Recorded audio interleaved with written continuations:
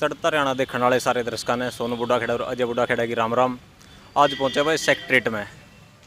Secretariat में कई संगठन एक साथ धरना दे रहे हैं। उसमें रिटायर्ड टीचर भी हैं, किसान यूनियन भी है, मजदूर यूनियन भी है और भी कई तबके हैं। आप देख सको जन शिक्षा अधिकार मंच कैथल जो कन्या स्कूल बंद हुए हैं उसको लेकर के धरना दे रहे हैं और ये धरना लगभग 150 दिनों से भी ज़्यादा हो गया। आइए जानते हैं इसके बारे में। नमस्कार जी, राम राम। नमस्कार जी, नमस्कार। कल तो राम राम करते सारे जी। राम राम साहब, राम राम। कोई नहीं बोलते। नाम बता दे सबसे पहले तो। मेरा नाम है मास्टर जयप्रकाश शास्त्री। अच्छा। मैं गांव काम बता दो जी। मैं यही कैथल में रहता हूँ। अच्छा जी। और रिटायर्ड प्रिंसिपल हूँ, रिटायर्ड कर्मचारियों का जिला सेक्रेटरी भी हूँ। तो ये मेरा परिचय है। किस मैटर को लेकर बैठे हो जी यहाँ और कितने दिन हो गए? ये यहाँ पर जन शिक्षा अधिकार मंच के माध्यम से जन शिक्षा जो शिक्षा है ये जन जन का मुद्दा है। सबको चाहिए शिक्षा और इसलिए ये एक जन संगठन बनाया है। सारे संगठनों को मिला करके आज 158वां दिन हो गया है। यहाँ ये रात दिन का पड़ाव डाले हुए हैं जन शिक्षा अधिकार मंच के कार्यकर्ता। और मामला ये है कि जो ये हरियाणा सरकार है और केंद्र सरकार है जो नई शिक्षा नीति 2020 जारी करी है, उस नीति के तहत सरकारी स्कूली शिक्षा को, हायर एजुकेशन को, सबको बर्बाद करने की इनकी मंशा है। और हरियाणा में 14,500 स्कूल हैं सरकारी, जिनमें से एक ही झटके में इस सरकार ने पिछले 4-5 महीनों में 4800 से ज़्यादा स्कूल बंद करने का निर्णय ले लिया है। गवर्नमेंट तो ये कह रही है कि बालक को नहीं आते भाई, स्कूल तो ज़्यादा बंद करना लग रहे हैं। ऐसे है, गवर्नमेंट का ये कहना गलत है कि बालक नहीं आते। बालक बुलाए जाते हैं। आज 35, 38, 40 हज़ार पोस्टें टीचर्स की खाली पड़ी हैं, वर्षों वर्षों से पड़ी हैं। यदि स्कूल में टीचर पूरे नहीं हैं तो बच्चे कैसे आएंगे? पहले भर्ती कीजिए और फिर एनवायरनमेंट, माहौल, वातावरण बढ़िया बनाइए स्कूलों का, तो यहाँ तो भीड़ लग जाएगी दाखिला लेने वाले की। चंडीगढ़ में भी हर एक सेक्टर में मॉडल स्कूल है, वहाँ लाइन लगती है, सिफारिश लगती है उन स्कूलों में दाखिला लेने के लिए। सरकार जानबूझकर इन स्कूलों को नकारा बना रही है, सुविधाएं नहीं दे रही है और टीचरों की भर्ती नहीं कर रही है। तो बच्चे तो बहुत आ सकते हैं, अब भी बच्चों की कमी नहीं है। जितने बच्चे अब भी उपलब्ध हैं उनके हिसाब से भी 40,000 से ज़्यादा पोस्टें खाली पड़ी हैं। स्कूल के स्कूल खाली पड़े हैं। कल ही राजन का आर्या था पेपर में, स्कूल बना दिया सीनियर मॉडल स्कूल, संस्कृति मॉडल। लेक्चरर की है 20 पोस्ट, 4 लेक्चरर काम कर रहे हैं, 3-4 इधर उधर से पकड़ कर ले आए। जहाँ से आए हैं वहाँ प्रभावित होगी शिक्षा। 6ठी से 8वीं में 9 टीचरों की पोस्ट है, एक भी टीचर नहीं है। ब्लॉक हेडक्वार्टर का स्कूल है, वहाँ भी 2-4 टीचर इधर उधर से करके और बैठाए जा रहे हैं। उनका अपना स्कूल भी बर्बाद हो रहा है वो भी। तो जानबूझ के सरकार की नीयत यह है कि टीचरों की भर्ती ना की जाए। टीचर नहीं होंगे तो दाखिले प्रभावित होंगे, बच्चे नहीं आएंगे, फिर कम छात्र संख्या के नाम पर बंद कर दो। तो ये कहना गलत है सरकार का। अब तक समर्थन किस किस का मिला है इस मंच ने? समर्थन इसमें किसान संगठन है, रिटायर कर्मचारी है, सर्व कर्मचारी संघ है और जनवादी संगठन है, अनेकों संगठन है, 50 से ज़्यादा संगठन है, SC-BC के संगठन है। किसानों के भी कई संगठन है। किसान संगठन कौन सा बढ़ किसान सभा इसमें है शामिल, BKU टिकैत यूनियन इसमें शामिल है, उगरा यूनियन भी शामिल है और भी संगठन जब कोई बड़ा कट करते हैं तो लगभग आ जाते हैं सारे। अब तक कोई सुनवाई करने भी आया है? कोई अधिकारी पहुंचे हो आपके पास आपकी बातें मानने के लिए? ऐसे है, सरकार इस मसले को, क्योंकि ये गंभीर मसला है और इस पर भी कोई सुनाई नहीं कर रही है बल्कि आगे बढ़ रही है। और हमारे जब विरोध किया, 3-4 बड़े प्रदर्शन किए, 2 हमारे अध्यापक नेताओं पर, एक पर राजद्रोह का केस दर्ज कर दिया, एक को सस्पेंड कर दिया। तो सरकार जनता की आवाज़ को दबाना चाहती है, हमले भी बोल रही है और आवाज़ पर भी रोक लगा रही है। तो ऐसी ये तानाशाही का परिचय है। नाम और बता दो जिसको बर्खास्त किया, सस्पेंड किया है और देशद्रोह का केस दर्ज किया है। देशद्रोह का केस किया गया है। हमारे सुरेश द्रविड़ जी हैं, प्राइमरी टीचर एसोसिएशन के प्रधान भी हैं, और उनको तो देशद्रोह का केस दर्ज किया उन पर।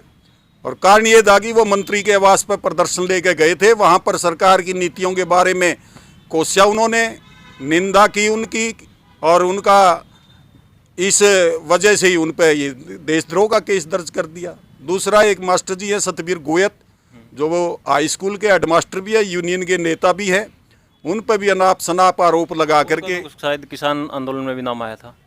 हाँ मतलब सारी जगह संगठन तो आएंगे, जो संगठन है एक दूसरे की मदद करते हैं, मदद लेते हैं, हाँ सभी प्रभावित होते हैं। और वो तो सीधे शिक्षा से जुड़े हुए हैं, हाई स्कूल के हेडमास्टर रहे हैं, टीचर यूनियन के नेता भी हैं, तो उनको भी सस्पेंड किया गया है। नमस्कार जी। नमस्कार भाई, अपना नाम बता दीजिए। मेरा नाम बलवंत राय है, गांव धनौरी, रियास कैथल। अच्छा, हाँ, किस लिए बैठे हो आप? हम यहाँ जो ये किस स्कूल- यूनियन से हो? हम अखिल भारतीय किसान सभा से हैं। हाँ, और ये जो स्कूल बंद किए जा रहे हैं ना, उसके बारे में हम बैठे हैं। हमने पहले ये धरना कब तक बैठे रहोगे? मतलब सरकार के कान मतलब जो सुलह नहीं रही, बिल्कुल भी बैठे हो आप, बैठे रहो, मतलब कि अनदेखा कर रखा है, देख के भी सारे अधिकारी यहीं को निकले हैं, मेन गेट यही है। लेकिन कोई वारिस वेरी आके पूछा भी है कि पर्दा पीछा भी है, उठ जो देखो तेरे दिन हो गए। सीआईडी तो सारे लेते हैं, बाकी कर्मचारी नहीं आते तो कोई बात नहीं। और जब तक हम यहाँ रहेंगे बैठे, जब तक ये स्कूल नहीं चालू होंगे, जब तक ये धरना चलता ही रहेगा। हाँ, अनिश्चितकालीन है, दिन रात हमारा पड़ाव यही है। हाँ, हम यहाँ रात को भी रहते हैं, दिन को 24 घंटे चालू रहेगा। अधिकारी चाय पानी खाना खाना तो भेज देंगे? नहीं, हम अपना प्रोग्राम अपना आप है सारा, चाय का पानी का हम किसी के सहारे नहीं है। हमारा अपना यहाँ खाने का भी प्रोग्राम है, चाय का भी प्रोग्राम है, सब चीज़ की व्यवस्था है, ऐसी कोई दिक्कत नहीं है। देखो भाई, शिक्षा का मुद्दा है और हर आदमी ने शिक्षित होना जरूरी है, क्योंकि बच्चे के भविष्य की बात है। और सरकार तमाम भी प्रार्थना करांगे या मांग जरूर सुनी जावे, क्योंकि अगर बालक शिक्षित नहीं होंगे नहीं तो देश कैसे आगे बढ़ेगा। और किसी ने कुछ कहना हो? नमस्कार। नमस्कार जी, मेरा नाम रमेश हरित है। मैं सर्व कर्मचारी संघ का पूर्व प्रधान और रिटायर्ड कर्मचारी संघ का जिला प्रधान। साथियों, हमारा ये कहना है, मतलब हमारे साथियों ने भी आपके समक्ष जो बात रखी है, ये धरना शिक्षा को बचाने के लिए और देश को बचाने के लिए है। अगर शिक्षा बचेगी तो देश बचेगा, शिक्षा ही नहीं रहेगी। बात मतलब बहुत बढ़िया कही है भाई, गौर करिए और ध्यान से सुनियो। शिक्षा ही नहीं रहेगी तो मतलब अनपढ़ हो जाएंगे लोग, और यही सरकार चाहती है। सरकार ये चाहती है अज्ञानता फैले, मतलब कोई आप सरकार को सवाल पूछने वाला ना हो, सभी के सभी मतलब एक अंधों की तरह लाइन में लग जाए। लेकिन हमारा जन संगठनों का ये मानना है, हम ऐसे मुद्दों को लेकर के लगातार लड़ाई में रहते हैं और लड़ेंगे। 165-66वां दिन हो गया आज इस मतलब इस अनिश्चितकालीन धरने को। हमारा ये मानना है, बेशक सरकार के नुमाइंदे यहाँ से आए जाएं, मतलब देखें भी, सीआईडी, सिक्योरिटी एजेंसियाँ सभी मतलब यहाँ रिपोर्टें भी देती है। हमारा ये मानना है, सरकार ने बिल्कुल मजबूर होकर के बैकफुट पे आना पड़ेगा। नई शिक्षा नीति जो घोषित की है केंद्र सरकार ने, उसको वापस लेना पड़ेगा, और यही हमारी मांग है। प्रशासन ने उठाने की भी कोशिश करी है आपको यहाँ तक भाई?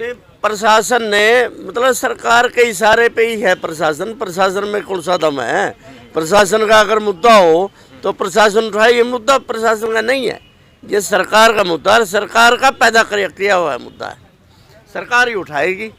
उम्मीद कितनी है बीजेपी जेजेपी सरकार तक भाई आपकी समस्या ने सुन लेगी, समाधान जल्दी निकाल देंगे? कब तक हो चुका है? ऐसा है, उम्मीद बहुत कम है।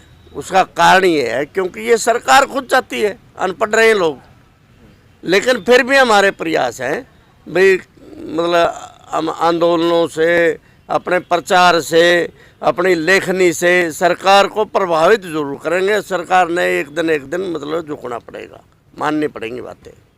अंत में क्या कहना चाहोगे आप मीडिया के माध्यम से? अंत में हम यही कहना चाहते हैं, सरकार से भी हमारी अपील है, हमारा कोई टकराव नहीं है।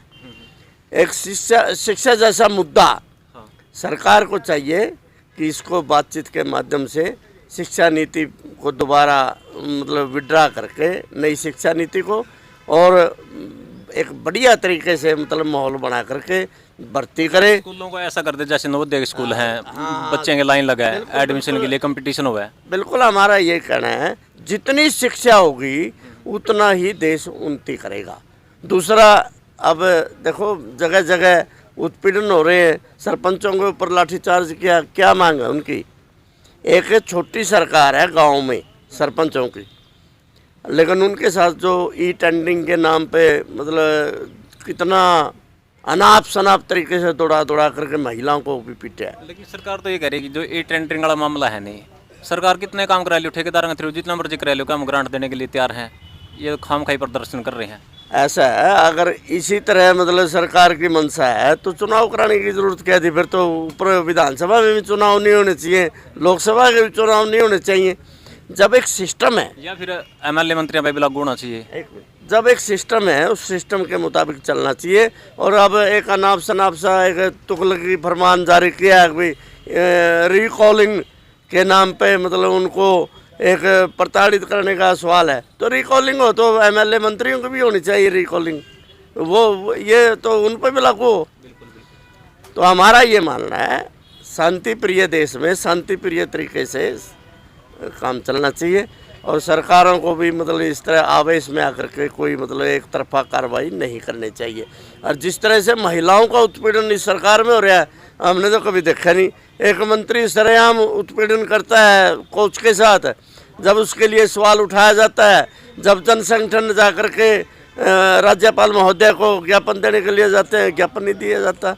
और बड़े शर्म की बात है, माननीय मुख्यमंत्री सरेआम विधानसभा में ये कहते हैं भाई जोर ले लो विपक्ष वालों, हम इस्तीफा नहीं लेंगे नहीं लेंगे नहीं लेंगे। कितनी बेशर्मी पे उतर आई है। मतलब हम तो ये कहते हैं भी ये सरकार नहीं है, हम नहीं लगता कहीं से ये सरकार दिखाई देती है। तो हम तो यही मांग करते हैं सरकार को सरकार के रूप में काम करना चाहिए, आतंकवादियों के रूप में काम नहीं करना चाहिए। सरकार जनता के लिए हुआ है और जनता की सुननी चाहिए। भाई मुद्दा बड़ा संवेदनशील है और सरकार ने गौर फरमाना चाहिए शिक्षा को लेकर के। तो जरूर चढ़ता रहने देखने वाले सारे दर्शकों ने सोनू बैनी वाले बूढ़ा खेड़ा की राम राम, जय जवान जय किसान।